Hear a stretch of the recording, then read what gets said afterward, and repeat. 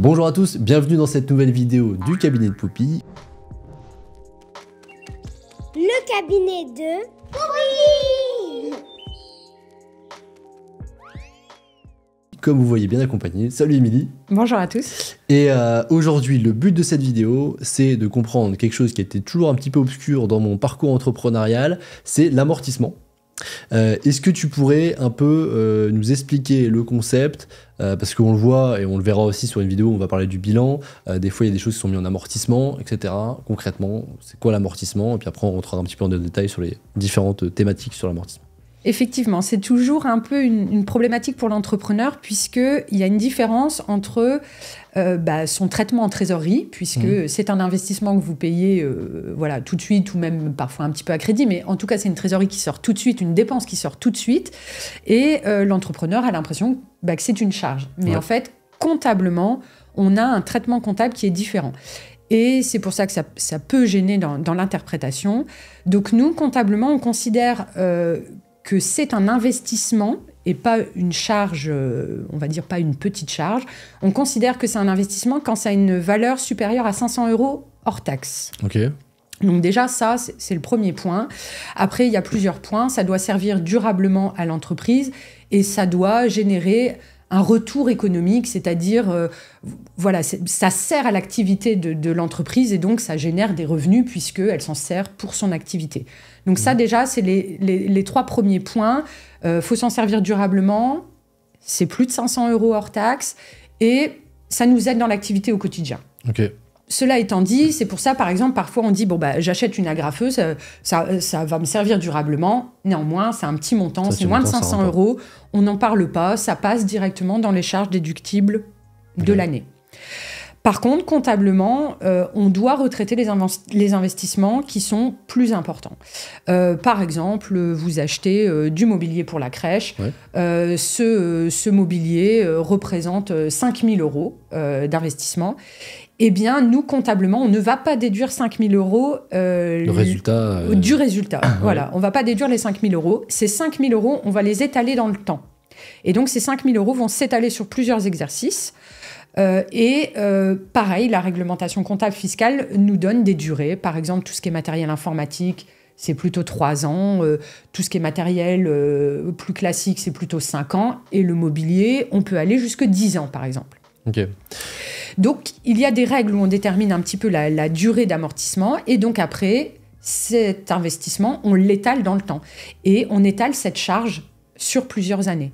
Et donc, effectivement, ça fait une petite distorsion entre mon argent est sorti tout de suite, mais comptablement, je vais pouvoir le déduire qu'en plusieurs fois. Et du coup, potentiellement, payer plus d'impôts si j'avais un résultat qui était important. C'est ça. Et potentiellement, je ne peux pas déduire ces 5 000 € d'un coup. C'est pour ça que c'est aussi une contrainte fiscale. Je ne peux pas déduire ces 5 000 € d'un coup. Et donc, effectivement, un peu plus d'impôts. Fiscalement, on m'oblige à l'étaler dans le temps. Et c'est pour ça aussi qu'il y a toujours une distorsion entre le résultat comptable et la trésorerie. On ne peut pas dire que votre trésorerie, c'est le résultat. Et ça aussi, c'est parfois un peu difficile à comprendre, puisqu'il y a ces amortissements qui jouent dedans. Et c'est pour ça, quand on vous présente le bilan et le compte de résultat, il y a une lecture qui est différente. On a notre résultat comptable, mais il inclut justement des amortissements, des charges qu'on appelle calculées, qui ne sont pas des charges réelles. Et c'est pour ça qu'après, on regarde aussi la trésorerie, puisque pour le coup, ça a eu un impact sur votre trésorerie directement. Ouais, c'est intéressant. C'est vrai que ça, c'est vraiment le sujet. On voit toujours une différence entre le résultat et la trésor. On ne comprend pas pourquoi. Clairement, c'est effectivement quelque chose qu'on a investi 5 000, il n'y a que 500 € qui sont enlevés. Comptablement, forcément, il y a plus de résultats. Pourtant, le cash, on ne l'a pas en trésor. Voilà, c'est ça, on ne l'a pas en trésor. Okay. Et ça, c'est ce qu'on appelle comptablement des charges calculées. Donc, les amortissements, c'est le plus gros, c'est ce qu'on voit souvent. Mais on a aussi des charges calculées qu'on appelle parfois des provisions pour risque. Des provisions sur clients douteux. Tout ça, ce sont des charges qu'on passe, nous, comptablement, qu'on passe dans votre compte de résultat, mais ça n'a pas d'impact sur vous au quotidien et ça n'a pas d'impact sur votre trésorerie. Et c'est pour ça la grosse distorsion entre le résultat comptable et la trésorerie, et qu'on ne peut pas dire que votre résultat, c'est votre trésorerie. Voilà. Il y a une différence comptable. Ok, donc en résumé, quand j'investis... Donc plus de 500 € pour quelque chose qui est utile pour la boîte, potentiellement ça rentre dans ce qu'on considère comme un amortissement. Oui. Il va y avoir un amortissement sur le sujet. Selon le type de bien dans lequel on a investi, que ce soit du mobilier, que ce soit un ordinateur même ou autre, il y a des années où on va diviser en fait le montant en années et ça va être réduit du résultat. Et moi, ce que tu m'avais appris lors d'une discussion, c'est qu'effectivement, ok, bon, en fait, ça peut être embêtant des fois quand on fait un gros résultat net, on se dit, bah tiens, j'ai toutes ces charges-là qui vont s'enlever d'un coup, bah non, donc du coup, là, on paye un peu plus d'impôts. Mais dans la plupart des cas, en vrai, c'est plus intéressant parce que, notamment la première année, on n'a pas le droit d'être en négatif.